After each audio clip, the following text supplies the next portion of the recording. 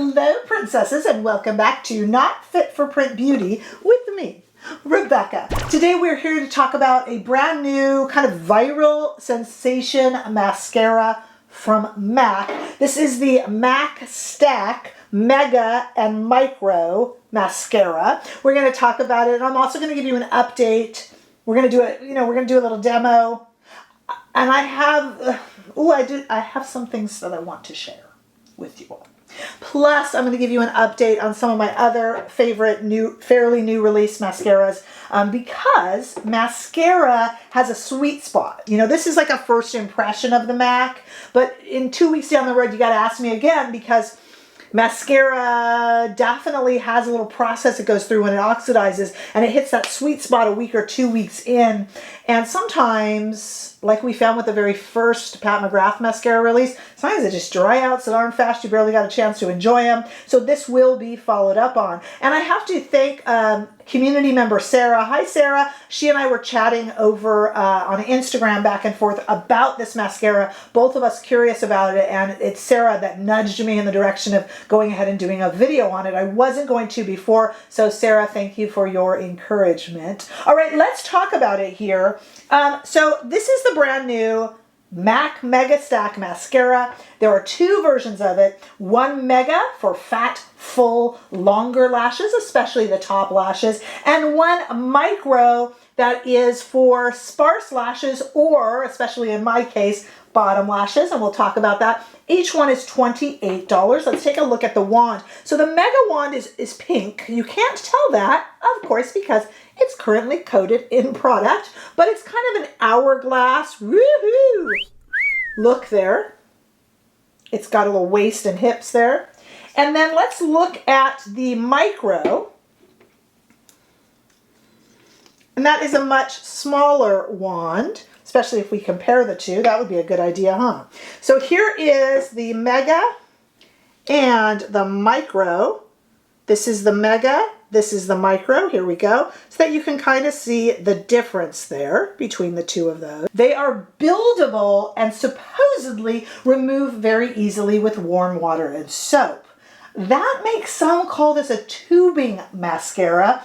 This is apparently not exactly really technically a tubing mascara. The difference, without speaking down to you guys, because I know you know, of course, being that a regular old mascara, puts on product all everywhere, and a tubing mascara has polymers that wrap around the lashes, makes it less likely to stain the bottom underneath your eyes and makes it easier to get off. This is not a traditionally tubing mascara according to MAC. I called and asked them to verify that, but it kind of works like it in that it stays and not supposed to cause raccoon eyes, and supposedly comes off with water and soap very easily. So some might call it a tubing, but MAC corporate claims it's not traditionally a tubing mascara. Do with that what you will.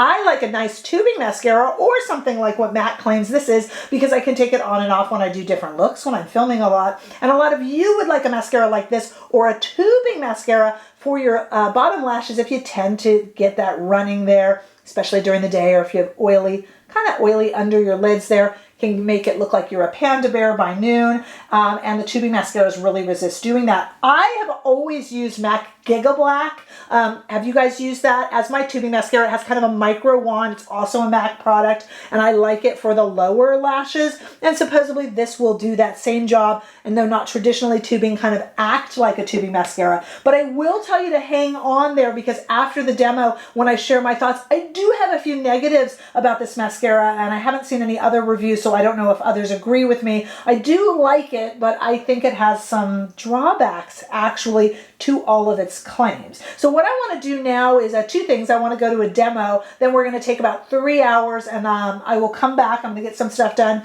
talk to you about my thoughts on this, plus some thoughts on some of the previously somewhat still new mascara releases, so stay right there. Okay, let's do this. We're going to start, as I always do with my lashes, with my Rephr curler.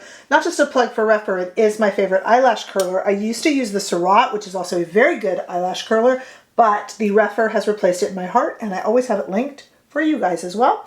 So I'm just going to do a kind of basic thing where I'm just going to kind of curl it. I have a video with all sorts of different ways to use it, but I'm not going to bore you with that. It just really makes them nice and curly. Some of you guys don't feel that you need eyelash curling. I do. Mine are just kind of boring and straight. Not like fun, not fun and straight, but kind of boring and straight. So I feel that they need just a little bit of a curl. And I feel the Rephr is the best one in terms of the fact that it doesn't pinch and it really makes a very pretty, even curl. I have to tell you, I'm super excited about the micro brush more than anything because I have such sparse bottom lashes, as I've told you. But first things first, let's start with the Mega brush up top.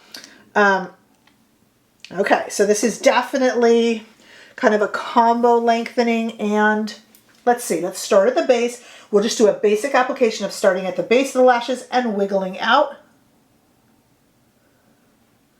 Interesting. Interesting formula. Not too wet. Do you like a dry formula or a wet formula? Comment below. This is definitely a dry one, and I like a dry formula. I also like to take the very edge, make sure it doesn't have any clumps or anything on it, and then get in there. A few clumps are on it, that's okay. I like to just kind of paint the lashes. Sometimes I get fancy and paint them all. And again, they say that we can keep building and building and building. And as a tubing mascara, it should not have any kind of adverse flaking or anything like that because of it. So I'm having fun just kind of putting it on and then painting it on. And I think that's really pretty. All right, let's get our mirror out of here for a moment. I obviously haven't done the bottom lashes yet, so we're a little lopsided. But here is the side with the Mega MacStack and the side without. With, without. Okay, and let's just finish this eye, because you know I can't wait, and get to the micro brush. I'll do the other eye off camera. I built that a little bit. We'll go back in and build it. This micro brush is not as micro as I thought it would be. And I've really seen some true micro brushes, right? Oh, interesting. Huh. That's definitely a micro brush, and I like it. Oh, you know, what an interesting little brush. Okay, let me just describe this to you. Okay, so now we have, getting that mirror out of the way, now we have an eye here that is completely done, so we're not so lopsided, and an eye that has no mascara whatsoever on it. Let me just make sure you can really see that, turning a few different ways. What I find very interesting about this, about the micro brush for me with all of my sparse lashes on the bottom, it's really giving an even application. When I put a regular mascara that with any sort of volumizing properties on the bottom, it will emphasize one and kind of leave the others out, and I end up looking like the Charlie Brown Christmas tree of eyelashes. You know what I mean, right? Very kind of sparse and like wah, wah, wah, sad, right? But this seems to kind of coat them all evenly and not put a lot on them, so it's not really emphasizing my kind of sparse lashes. And I can see that somebody even with sparse lashes up top would like that. At least apply it evenly. I mean, does it have to look like, you know, it's just kind of like, oh, like a sad little bottom lash. So I'm really kind of pleased with that. And of course, time is going to tell how this hits that sweet spot in a few weeks. Let me finish the other eye without boring you with it. And then, well, actually first, no. I always get ahead of myself lately. What is wrong with me? Let's take again the Mega and let's try what they say we can do, right? They say no flaking and building, so let's do it. Yeah, it's going on kind of at the same feel like it did when we first put it on, to bare lashes. Huh. Nice. I flecked a little bit up here, but that will get off with I just let it dry. See, you don't want to really smear it, like don't do what I do as I say. And I will get that off with a spoolie if you just let it dry. I just got to be cool and let it dry, and then I will kind of just gently touch it with a spoolie and it will come right off. That's my tip for you guys. All right, I'm going to do the other eye and give it a little bit of a wear test, and then we will check back in, so stay right there. Okay, so it's been about 3 hours. I actually left the Chanel lipstick on and didn't touch it up because I wanted you to see the brand new Chanel lipstick, how that wore. Pretty good, huh, actually. Needs maybe a little touching up, but not too bad. Okay, so let's talk about this, guys. So I was tempted to fix something, and I purposely didn't. Let me see if the camera can pick this up. If I really zoom in. Okay, so this mascara, I think I said, is meant to go on. You can do 10 layers. Won't make your lashes stick together, won't clump, won't anything like that. I did, I think about 2 or 3 layers did I on camera and off, and I definitely have clumping. It is, look, it's very voluminous and beautiful and very va-va-voom, but I did have clumping after 3 layers, and it is meant to go on 10 layers without clumping. And as you see, especially I believe it is this eye, on editing, if it doesn't show, I'll try to get a better photo of it. And if it doesn't, so if you see that, they're clumped together. So it's like I have 3 big lashes. So what, of course, I was tempted to do is what any free-thinking person would do. I was tempted to kind of take something and pull them apart. I hate doing that because it's dangerous to have any sort of sharper implement by your eye, let's face it, especially if you're me. But I mean, I just wanted to fix it because I didn't want to look like I just had 3 huge eyelashes. It is very vavoom. It is very dramatic. I am not seeing the no clumping for 10 layers. I'm not seeing that. Now, many would say that's because you waited da-da-da and you didn't blah, blah, blah. No, no, no. This is supposed to go on for 10 layers without clumping. So, if you love volume, I mean, this kind of volume, though, it's really dramatic and really pretty. And I will use this mascara and I will enjoy it. But I just wanted to be honest that if that kind of just like makes you aggravated, there is the possibility that yours will kind of clump together. And it does it to me more than other mascaras that don't promise that.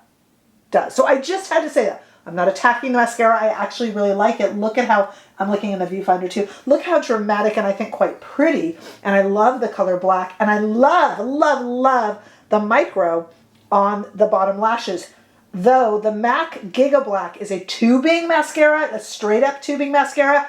And I think I might still like that better for the bottom. I do like the micro for the bottom. And I do like the macro for the mega, I should say, macro, the mega for that really intensity and drama. But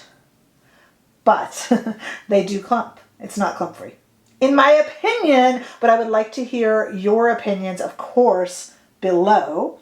You know, Milk is a straight up tubing, and this one doesn't really do any volume, but it does do a lot of lift and it comes off really easily. This one remains to be seen how it comes off. So I am going to make sure I take it off, and then right here, I'm going to insert right here on the screen if the MAC lived up to the promise of coming off easily with warm water and soap. So look for that right here and I will let you know. I'm really enjoying this Urban Decay, the Wild Green eyelash. This was a little sleeper. Came along with that Wild Green eye palette. It's a really pretty, dramatic eyelash. I like it a lot. A little less trouble than this MAC. This MAC is a little bit of a drama queen, and so it does look like it's gonna maybe take a little time. Still loving the Scott Barnes.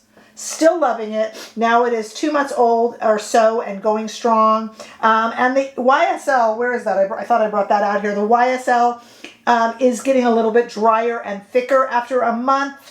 I still like it, but some of you have told me that your YSL has completely dried out. So that is something to look out for, but I'm still loving the Scott Barnes. That was a little bit of a sleeper, kind of quiet release on the Scott Barnes website. Still absolutely loving it. And really liking another little sleeper, the Urban Decay Wild Greens one.